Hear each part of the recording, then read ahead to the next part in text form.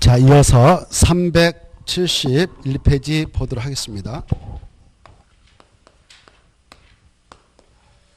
지하층 뜻. 이 지하층은 뜻이 중요한데 왜 중요하냐면 이 건축물을 건축할 때 말입니다. 이렇게 땅속이 있다. 땅속에 설치한 층을 뭐라 합니까? 지하층이라고 하죠. 그리고 땅 위에 있는 층은 지상층 이렇게 표현하죠. 이렇게 지상층. 이 건축물을 건축할 때 층수 제한을 받는 지역이 있습니다. 이 건축물이 들어서는 이 땅이 녹적이다, 관리적이다. 녹적은 세 가지 있죠. 포, 생, 자. 관리적 세 가지 있죠. 포, 생, 개. 알죠? 이런 지역에서 합법적으로 건축물 건축할 때 층수제를 받는데 우리가 공부했어요. 몇 층이라고 이렇게 붙인다? 4층이야. 이런 지역에서 층수를 계산할 때는 지상층의 층수로 산정하지 지하층은 층수 계산할 때 산입하지 않는다. 이렇게 하십시오. 아시겠죠? 그 다음에 이 건축물 바로 연면적을 계산한다. 그리고 이 건축물 건축할 때 건폐가 용률을 적용한다. 건폐 용률. 특히 이 연면적 뜻, 연면적 뜻은 뭡니까? 하나의 건축물로 각층 바닥면 합계라고 했죠? 각층 바닥면적이 100이다 라고 한다면 이 건축물 여기서부터 주택이다. 주택. 이렇게 됐다면 각층 바닥면이 다 100이다 라고 할 때에 이 건축물로 연면적이 얼마냐? 그러면 하나의 건축물로 각층 바닥면적 합계가 연면적이니까 지하층도 포함이 돼요. 연면적 계산할 때는 하나, 둘, 셋, 넷, 5개니까 5배 이렇게. 그런데 용적률 산정 시 용적률 산정은 대지 면적에 대한 연면적 곱하기 100% 이렇게 계산하죠.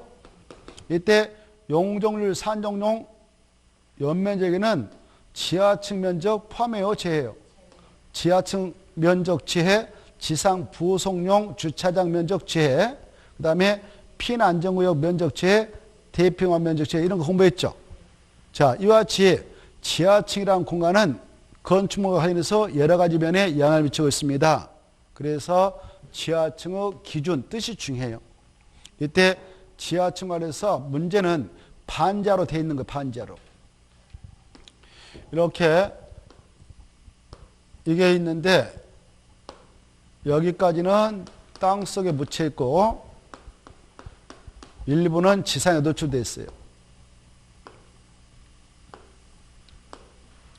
이랬을 때 2층이 지상층이면 5층짜리가 돼버리고 지하층이면 4층짜리 건물이 되죠.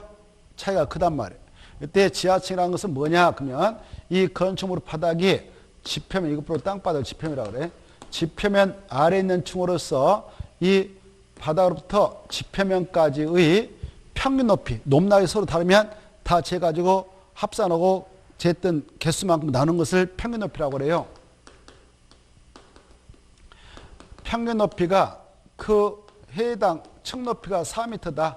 4m면 해당 층 높이 얼마 이상 되면 지하층이냐? 2분의 1. 이 수치를 기억하셔야 돼요. 얼마요? 2분의 1. 자, 그거 지하층 뜻을 꼭 알아주시고 이 지하층은 건축물을 건축할 때 건축주의 자율사에 맡기고 있지 설치를 강제 의무화해 놓고 있지는 않다. 이렇게 하십시오. 그 다음에 이제 거실을 보겠는데 이 거실이라고 하는 것은 뜻이 뭐냐 그러면 이 건축물 안에서 거주 목적으로 사용하거나 아니면 오락 목적으로 사거나 작업, 직무, 집회 목적으로 사용되는 방을 다 거실에 한다. 봐두시고 그 다음에 밑에 주요 구조가 나와 있죠. 주요 구조는 시험에 나온다 생각하시고 잘 좀 봐두세요. 이 건축물에 있어서 중요한 부분이 주요 구조가 되겠는데 주요 구조는 내력벽, 기둥, 바닥, 호, 지붕틀, 주계단, 머리 짜다서 내기, 바보, 지조 이렇게 알겠죠? 내기, 바보, 지조. 머리 짜에 꼭 이게 나와야 돼요. 그래서 머리자에 이게 안 보이고 뭐 사익기둥 이건 주요급제 아니에요. 지하층 바닥 채자 없었죠. 그 다음에 5개 계단 차야 이런 것들은 아니다. 이거 주의하시고 그 다음에 리모델링 나와 있죠. 리모델링 뜻을 잘 아세요. 리모델링이라는 것은 건축법에서 리모델링은 바로 세 가지 행위가 내포되어 있어요. 증축, 대수선, 개축. 그래서 리증대개 이렇게 암기하세요. 뭐라 한다고? 리증대개 받으시고 그 다음에 이제 건축 관계자는 여기 보세요. 이 하나의 건축물을 건축할 때 관여한 자들을 건축 관계자라 해요. 이 건축 관계자는 4명을 말해. 그따 써놔. 4명. 몇 명 있다고요? 4명. 여기 보십시오. 이 건물을 건축해 나갈 때 주인을 건축주라고 그래. 그 다음에 이 건축주가 이거 건축에 들어갈 때 건축사한테 돈 주고 설계도서 받아오죠. 설계도서를 만들어준 사람을 설계자라고 그래. 설계도서 받아서 이 사람이 건축을 허가권자한테 신청해서 허가 받았다 합시다. 허가권. 이때 허가권자는 건축관계자 아니에요. 근데 이제 허가 받아서 공사할 때 이게 바로 시공을 할 사람을 바로 찾아내 가지고 공사를 맡게. 그래서 공사를 돈 주고 계약을 통해서 맡깁니다. 설계도서 주면서 이 도면서대로 공사해서 나한테 주세요라고. 공사 끝나면 다시 인도해줘. 그 공사 맡은 사람을 시공자라고 그래. 이 시공자가 설계 도서대로 시공을 잘 하도록 하고 안전성 있게 건축하도록 감독관을 건축자 보낸데 그 사람을 공사 감리자라고 그래. 뭐란다? 공사 감리자. 감리자가 등장해서 감독을 해요. 자, 이 4명 바로 건축주, 설계자, 공사 시공자, 감리자를 뭐라 하냐? 건축 관계자를 한다. 그래서 동그라미 1번, 2번, 3번 그 다음에 넘어가서 보면 4번까지만 묶어쳐요. 4번까지만 묶어서 건축관계자 이렇게 써놔요.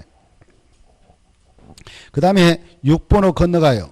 6번 보면 자, 이 설계도서 뜻이 나오죠. 조금 전에 설계도서란 말 말씀드렸는데 공사용 도면, 구조 계산서, 시방서 말이에요. 그 다음에 내려가셔서 불연조례 하나 보세요. 불연조례는 불에 잘 타지 않는 아니하는 성립한 재료 이렇게 받으십시오. 불에 차지 않는 성질한 재료 이 정도. 얼추 넘으셔서 9번 부속건축물이란 이란을 써놓고 부속건축물이란 같은 대지에서 주된 건축물과 분리된 그 말을 뜻한 말 분리된. 한번 읽어보시고 마지막에 고층 체크해요. 고층 건축물이 뭐냐? 그러면 층수가 몇 층 이상? 마지막 줄 30층 이상이나 높이 몇 미터? 120m. 높이 120m 그따 참고표하고 높이 4m마다 한 개층으로 1개층으로 계산 이렇게 써놔요.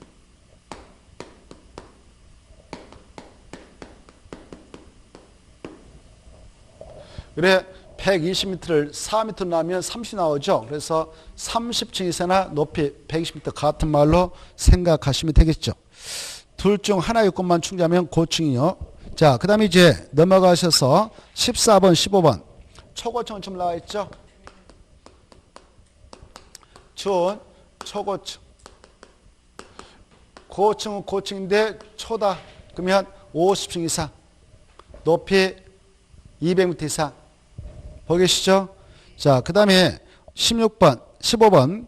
준, 초고층 건축물은 고층 건축물 중에서도 초고층 건축물을 제한 거예요. 그러면 49층 이하이면서 높이 199.995m 이하인 것을 말하겠죠. 자, 그 다음에 이제 19번 읽어두셔. 실내 건축이라는 것은 벽, 천장, 바닥, 반자틀의 재료. 반자틀이라는 것은 이 바로 천장을 말해요. 실내에 설치하는 난간, 창호, 출입물의 재료. 실내에 설치하는 전기가스, 급수, 배수, 환기시설 재료, 그 다음에 실내에 설치하는 충돌 끼임 등의 사용자 안전사고 방지를 위한 시설 재료, 이런 것들 다 묶어서 실내 건축. 20번 다중이용 건축물 있죠. 다중이용 건축물, 다중이용 건축물이라는 것은 동그라미 1번 바닥 면적가 일단 5,000제곱미터 이상의 문, 종, 판, 운, 수 이런 것들이 있죠. 동물원, 식물원 아닙니다. 그리고 층수가 몇 층 이상이면 다 다중이용 건축물인가? 16층 이상 넘어가시고 자, 그 다음에 376페이지 대지 면적이 나와 있죠. 이 하나의 대지 면적 계산할 때는 대지의 수평틈을 산정한 것이 원칙인데 동그라미 1번, 2번은 다음에 하기로 하고 통과. 건축 면적에서 1번. 건축 면적이라 이렇게 써놓고 원칙적으로 건축물의 A벽의 중심선. 뭔 선? 중심선으로 중심선에다 체크. 내부선 아닙니다. 바깥선 아닙니다. 중심선. 여기 이렇게 이 대지의 지금 면적이 대지 면적은 1000제곱미터인데 여기에 건축물 건축할 때 적용되는 건폐의 최단도가 90% 이하다. 그럴 때 이 대지에 따른 건축 면적을 얼마까지 잡을 수 있느냐? 건축 면적을 최대 900제곱미터까지 건축 면적을 잡을 수 있는 거예요. 얼마까지요? 900. 그럼 보세요. 여러분 이 대지 소자예요. 이때 건물 짓때 설계도 면상 예벽을 먼저 가운데 바깥에 치게 되겠죠. 예벽. 제일로 바깥쪽에 있는 것을 뭐라고 한다고? 예벽. 예벽이 엄청 두껍다. 그러면 이 예벽 두께가 50cm라고 합시다. 50cm. 5cm면 예벽 두께의 가운데 각각 안쪽으로 들어가서 25cm 들어가면 가운데죠. 가운데 선을 중심선 그래. 뭐라 한다고? 중심선. 이 중심선까지 900제곱미터를 잡으면 된다 그 말이에요. 이해돼요? 알겠죠? 바깥선이 아니고 안에 내부선이 아니라 먼 선을 기준한다고? 중심선 이거. 그래 건축 면적이란 건축물의 A벽의 중심선으로 둘러싸인 부분을 수평틈으로 산정한 것이 원칙이다. 만약 그러면 A벽이 없고 봐봐요. 이렇게 기둥을 4개 박았어. 기둥만 4개 박아가지고 세울 때 건축 면적 어떻게 사냐? 이 기둥 지름이 100cm라고 가정해봐. 지름이. 그러면 가운데 들어가면 50cm 들어가죠. 그것을 중심선이라고 그래. 그 A벽이 없다면 A가 부분 기둥의 중심선으로 둘러싼 부분을 수평틈에서 산정하면 돼요. 자, 그 다음에 이제 넘어가서 보면은 378페이지 바닥면이 나와 있죠. 잤나요? 바닥 면적이라는 것은 중요표예요. 뜻이 원칙은 하나의 건축물로 각층 또는 그 일부로서 벽, 기둥, 구역의 중심선 테크, 중심선으로 둘러싼 부분을 수평틈을 산정한다 이렇게 돼 있죠. 근데 만약 2번에 1번 벽이라든가 기둥의 구역이 없는 건축물을 어떻게 하느냐? 없는 건축물은 지붕 끝부분부터 이게 이제 지붕 끝부분이라고 가정해봐. 지붕 끝부분이 이렇게 돼 있다. 여기 끝부분이. 그러면 이쪽 안쪽으로 들어오는 거예요. 몇 미터 들어오냐? 1m. 1m를 후퇴한선으로 둘러싸인 수평틈으로 산정하면 됩니다. 그 다음에 가로 3번에 그 1번 이 필로티 구조 부분은 그 말만 찾아봐. 필로티 찾고 가다가 구조 찾고 그 부분. 필로티 구조부는 기둥 세워서 사람들이 통행한다. 그런 공간을 필로티 구조 부분이라고 그래요. 필로티 구조 부분은 그 부분이 공중 통행 공간으로 차량 통행 공간으로 주차 전용 공간으로 쓰고 있는 경우라든가 공동택인 아파트, 일주택 일정 부분 필로티 구조 해가지고 사람 왔다 갔다 하는 공간 있죠. 그런 공간으로 사용되고 있다면 그 부분은 바닥 면적에 산입한다, 삽입하지 않는다, 산입하지 아니한다. 그 다음에 밑에 동그라미 2번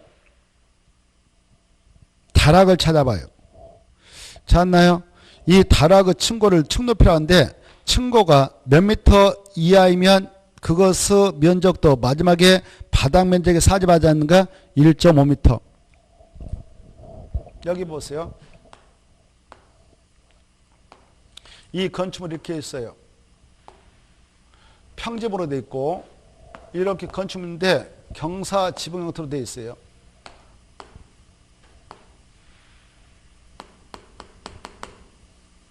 그래 지금 이렇게 되어 있는데 이거 1층 바닥 면적 폐 이렇게 폐 바닥 면적이라고 합니다. 그런데 여기에 이렇게 다락이 하나 설치되어 있어요. 다락. 뭐가 설치됐다고요? 다락이 이렇게 설치되어 있어요.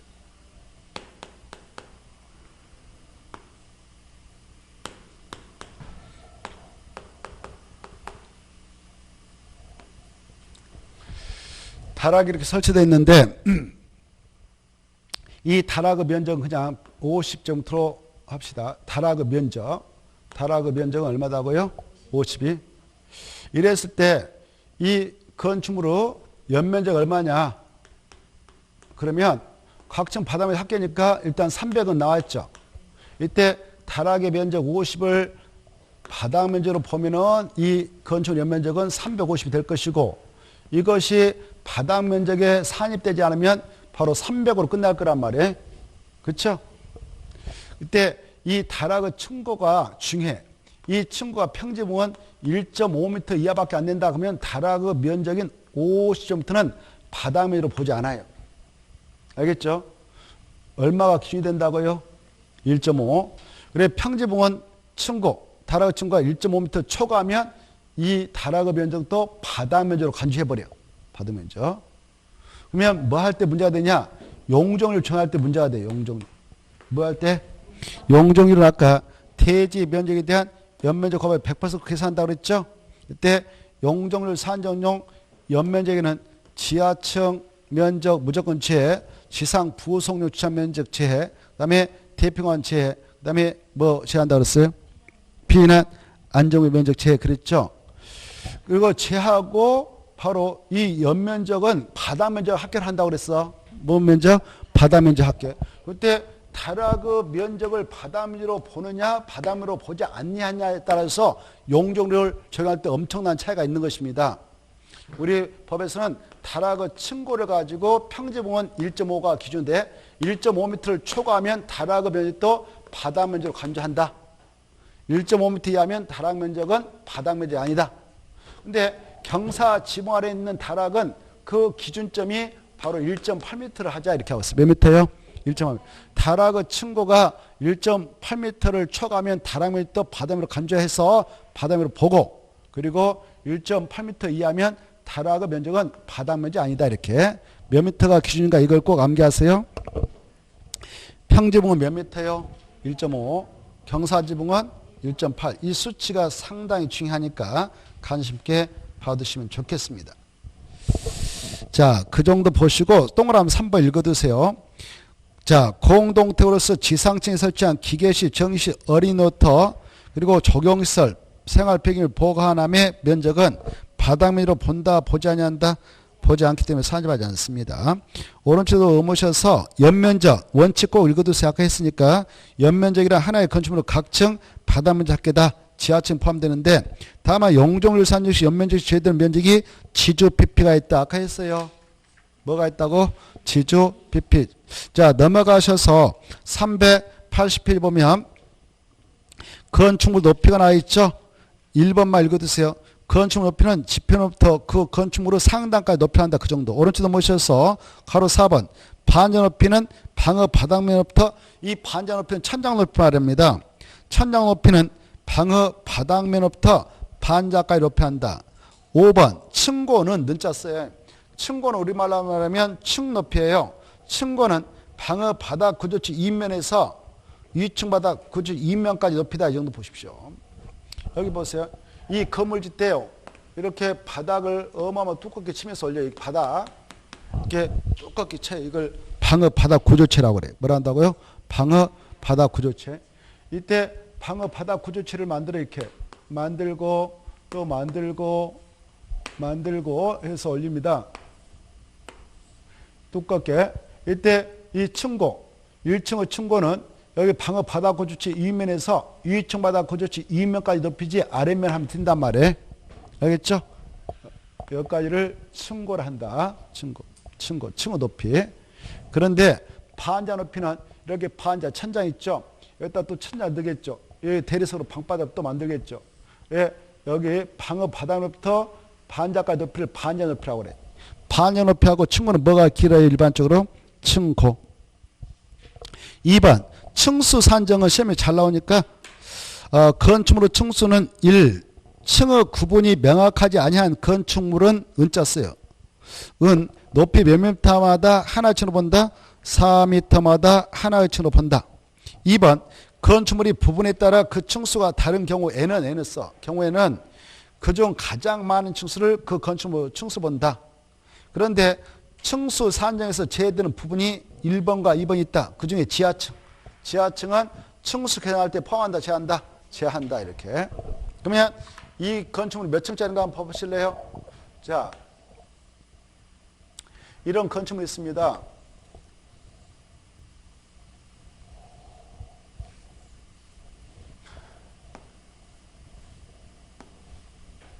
여기까지는 땅속에 묻혀있어요. 땅속에 묻혀있는 층을 뭐라고 그래? 지하층이라고 하죠. 지하층이 두 개 건물 속에 있고요. 여기는 지상에는 층의 구분이 명확하잖아.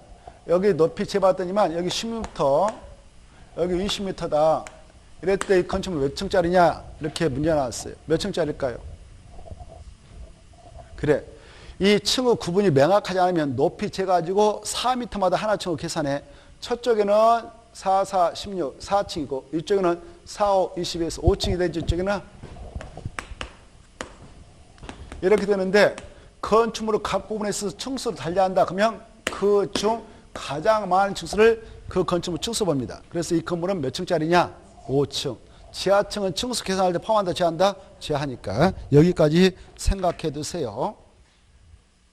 넘어가요. 383페이지. 이 파트는 다음 주에 합시다. 383페이지는 다음 주에. 오늘은 여기까지 하고 마무리 칩시다. 오늘이 2월 21일인가요?